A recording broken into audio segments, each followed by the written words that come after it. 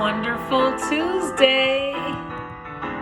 And for those who celebrate today, listen, be safe out here.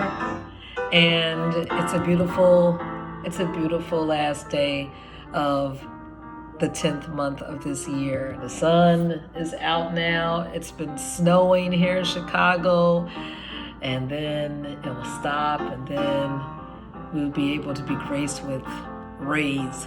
Listen, whatever weather, we're thankful. And it's time for an after work story. What is this? Snip, snap, what's that? Snip, snap, what's that? And this is by Mara Bergman. And illustrations are by Nick Malland. So let's enjoy. Snip, snap, what's that? And what will children do once they find out? Woo, look at like a reptile there. Is that a crocodile or alligator? For Marissa, Eva, and Jonathan, with love, and for Mom and Dad, those are the dedications. And it's a cool, city block there. Look like urban area. Can't tell what metropolis this is. Oh, some more illustrations. They're giving us the setting. You're right. When the alligator, can you see this? Block the sun. Let me. Yep. When the alligator came creeping up the stairs, were the children scared? It's so ironic that we were learning a song today. When you walk through the storm, keep your head held high, or keep your chin held high, and don't be afraid of the dark. And then we had a discussion as far as past fears. And some people, of course, say, oh, I used to be afraid of spiders and being alone. But most of them have grown out of those fears. Do you have any fears today? Fear of the unknown? Or fear of some type of catastrophe? No. I mean, it's normal to have anxieties, but don't let that monopolize and dominate your life.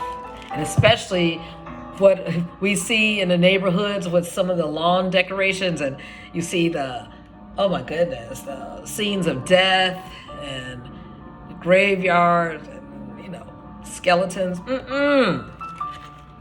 Think life. Well, they were afraid. You bet they were.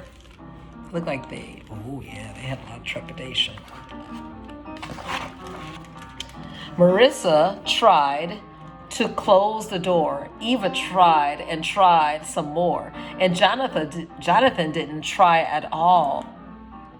He just cried and cried and cried. Then he hid.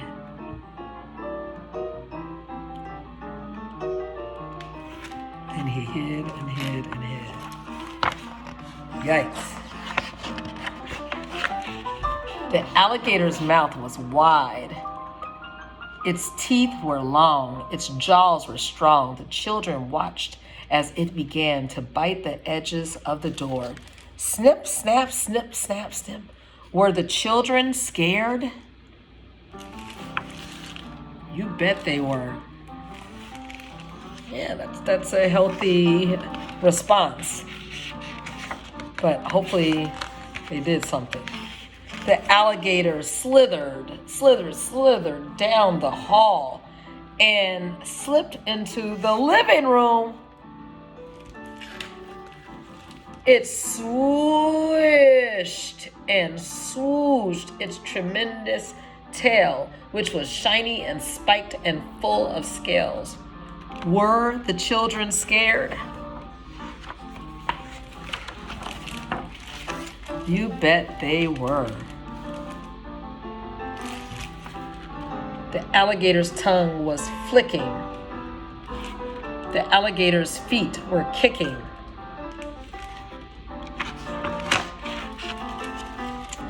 Then the alligator's mouth opened very wide. Creak, creak, creak. As if to invite the children inside. Oh, were the children scared? Oh, I think this is legitimate. Oh, you bet they were. The alligator's eyes were flashing. The alligator's teeth were gnashing as tables and chairs and the piano went crashing. And after the sofa and curtains were ripped, the alligator licked his lips. Were the children scared? Wouldn't you be scared? Yes, indeed. This is not a happy story right now. You bet they were afraid, petrified. And then what did the alligator do? Did it say to the children, I'm going to eat you? Well, not exactly, but it came closer and closer and closer until, what do you think happened? You think it gave them a hug? You think that the alligator started cleaning the living room? I don't know. Oh. You think that's a sinister smile? Look at the teeth. Oh, goodness. Maybe the alligator said, oh, can you be my friend? The children decided they'd had enough of all this scary alligator stuff. They plucked up their courage and gave a great shout. Alligator, you get out. And was the alligator scared? What you think?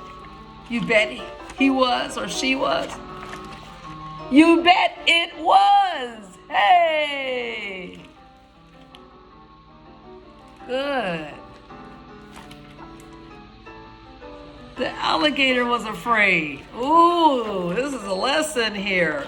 We might think we have these monstrosities of circumstances and situations that are just, oh my goodness, a monstrosity.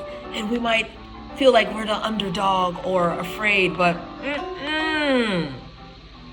you still can say, get out. You can speak to those monsters. Thump, bump, bump, thump. And the alligator went stumbling, tumbling, grumbling. Swoosh.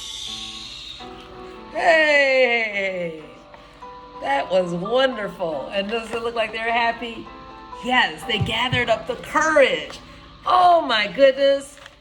And it was swoosh. He left all the way home into the manhole in the sewer and said, snip, snap, the end.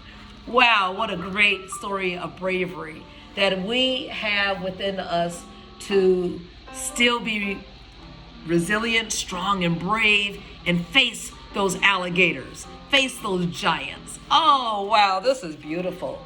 Thank you, Mara Bergman. She was born in the Bronx and grew up in New York. She is the author of some other books, and she is also a widely published poet. She lives in England with her family and their dog and 3 cats, with not a single alligator in sight. And as far as the illustrator, Nick Mallon graduated from University of London with a degree in English and drama, and he did some acting, of course, and theater. And the artist has a daughter and a son and lives in London with not another single alligator in sight. This was encouraging. So guys, like I said, you might see some scary stuff this evening left out, or maybe some people might ring on your doorbell, or you take courage knowing that you can still be happy, strong, and respond, not react, and have a good time out here if you choose to celebrate or not. All right, enjoy being strong.